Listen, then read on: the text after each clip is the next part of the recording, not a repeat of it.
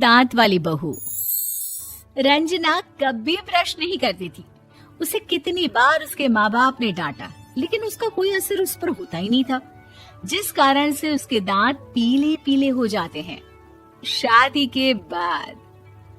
अरे बहू, वैसे तो तुझ में कोई कमी नहीं है, पर तेरे दांत इतने पीले कैसे हैं बेटा? कैसे मतलब? कोई सर्जरी थोड़ी ना कराइए। वो तो क्या नाम, मैं ब्रश नहीं करती थी तो पीले हो गए। अब क्या करूं? आप कहें तो लाल करवा लूं या फिर काले? यार ये क्या है, क्यों माँ से लड़ रही हो? लड़ रही हूँ? अरे मैं लड़ रही हूँ या ये बोल रही है कि दांत पीले हैं, पीले। अरे तपस्या थोड़ी ना की है इन्हें पीले करने के लिए। बकायदा ब्रश नहीं किया है 20 साल तक, तब जाकर। छी, कैसी बात कर रही हो? ये उस वक्त तो पीले नहीं थे जब हम लोग तुम्हें देखने आए थे। अरे तब साफ करवा लिया होगा डेंटिस्ट के पास जाकर। अब देखो कैसे पीले पीले लग रहे हैं। रंजना सास की तरफ गुस्से से देखती है। फिर शुरू हो गई पीले पीले पीले। अरे पीले तो तब भी थे जब मेरे हाथ का रसगुल्ला उड़ा उड़ा कर खा रही थी और बोल रही थी, लड़की नहीं गुणों का खजाना दे रहे भाई साहब आप। खैर, अब वो लोग करते भी तो क्या करते, पीले दांत वाली बहू पल्ले पड़ी थी तो झेलना तो था ही। एक दिन कीर्तन में रंजना गाना गा रही थी। अरे कमला बहन, माँ का द्वार है, यहाँ तो सब शुद्ध होकर आते हैं, फिर अपनी बहू को ब्रश भी नहीं करवाती तुम। दूर से पीले पीले दांत भक्ति में बाधा उत्पन्न कर रहे हैं। अरे कोई 2 साल के बच्ची थोड़ी ना लेकर आई हूँ मैं बहू बनाकर। अच्छी खासी लड़की है, अरे कैसे करवाऊं ब्रश? ये तो उसे खुद करना चाहिए ना।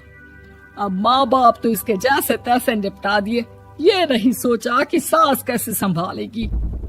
सास बहू को लेकर घर आ जाती है, लेकिन सोच लेती है कि अब इसे लेकर कहीं नहीं जाएगी। अगले रोज बहू कहती है, अरे क्या हो गया, मंदिर नहीं जाना क्या? कीर्तन का वक्त हो रहा है। मेरी मधुर वाणी से कान्हा जी जागते हैं और सोते हैं। आप तो जानती है ना उनकी भक्ति में कितना मन लगता है मेरा। वो क्या है ना, तबीयत ठीक नहीं लग रही है मेरी, आराम करूंगी मैं। तबीयत ठीक नहीं लग रही? अभी तो मिथुन के गाने पर नाच रही थी आप, और अब बोल रही है कि तबीयत ठीक नहीं लग रही।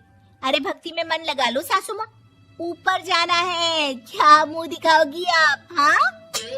सास को बहू की बात पर गुस्सा आ जाता है। मैं क्या मुंह दिखाऊंगी, इसकी चिंता तो ना कर, समझी? अपने मुंह की चिंता कर, जो ये पीले पीले दांत लेकर हर जगह पहुंच जाती है। पता है लोग कितना मजाक बनाते हैं। ना जी ना, मैं नहीं जाना कहीं तेरे साथ। तो ये बात है। कोई ना, मत जाओ, मैं अपने कमरे में ही बैठकर भक्ति कर लूंगी। ऊपर वाला दांत थोड़ी ना देखता है, मन देखता है, भावना देखता है। और अरे बस बस, तू सब कुछ दिखा, बस ये सफेद चमकदार दांत ना दिखाना किसी को, है? जा यहाँ से।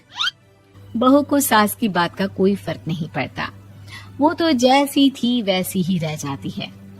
सुबह नहाकर किचन में खाना बनाना, फिर खाना खाना, कीर्तन भजन करना और सो जाना।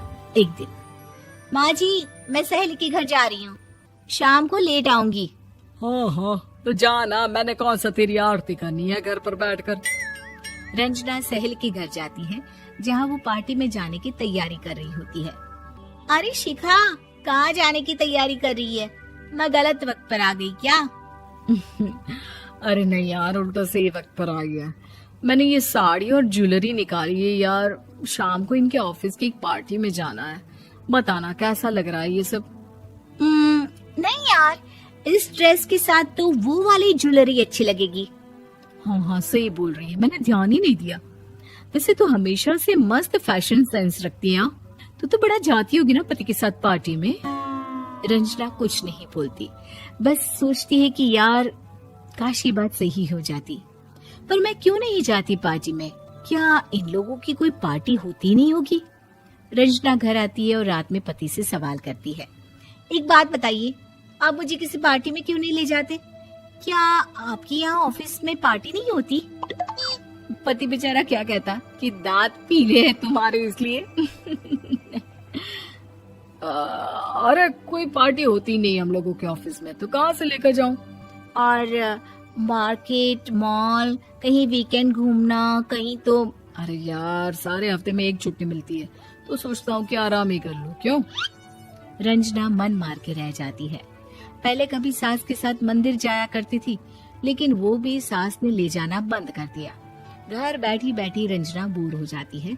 तभी उसे आइडिया आता है और वो मायके जाने का सोचती है। सासू माँ, 2 दिनों के लिए मम्मी के घर जा रही हूँ। अच्छा ठीक है, आराम से जा। और हाँ, माँ से कुछ अच्छी आदत सीख कर आना कि कैसे शरीर के हर भाग की तरह दांतों की सफाई भी जरूरी होती है, समझी? शुरू हो गई ना आप। वो लोग आपकी तरह नहीं है कि छोटी छोटी बात का बतंगड़ बना दे। उन लोगों के लिए मैं मायने रखती हूँ, ना कि मेरे पीले पीले दांत। रंजना माँ को बिना बताए उन लोगों को सरप्राइज देती है, लेकिन जैसे ही वो दरवाजे पर पहुंचती है, अंदर देखती है कि घर वाले कहीं जा रहे होते हैं। अब माँ, काश रंजना दीदी के दांतों वाली प्रॉब्लम नहीं होती, तो वो भी हम लोगों के साथ चलती ना बुआ जी की बेटी की शादी में। हाँ बेटा, लेकिन अब उसे कौन समझाए कि उसको उसके पीले दांत नहीं दिखते, लेकिन उसके आसपास के लोगों को कितना एम्बैरेसिंग फील कराते हैं। मुझे तो कितनी बार उसके स्कूल की टीचर ने शिकायत की कि उसके साथ कोई लड़की बैठना भी नहीं चाहती, और ना ही कॉलेज में कोई उससे बात करना चाहता था। लेकिन पता नहीं क्यों उसे ये बात समझ में ही नहीं आती। कोई कमी नहीं है उस लड़की में, बस यही कि दांत पीले हैं। वो तो भला हो जीजा जी और उनकी माँ का, जो दीदी को जैसी है वैसे ही रखा हुआ है। रंजना को अपने घर वालों की बात सुनकर बहुत दुख होता है। वो सोचती है कि वो क्या करे, लेकिन फिर वो सीधा डेंटिस्ट के पास जाती है, अपने दांत चमकाती है और कसम खाती है कि वो रोज ब्रश करेगी। अरे क्या हो गया? तुम तो 2 दिनों के लिए गई थी ना। पर कोई ना, अच्छा है, चलो आ गई तो। रंजना सास के सामने आकर खड़ी हो जाती है और पूरी स्माइल करती है, उसके चमकदार दांतों को दिखाती हुई। चले मंदिर। माँ, मुझे माफ कर दीजिए, मैंने आप लोगों को बहुत एम्बैरेसिंग फील करवाया। मैं आज से रोज ब्रश करूंगी।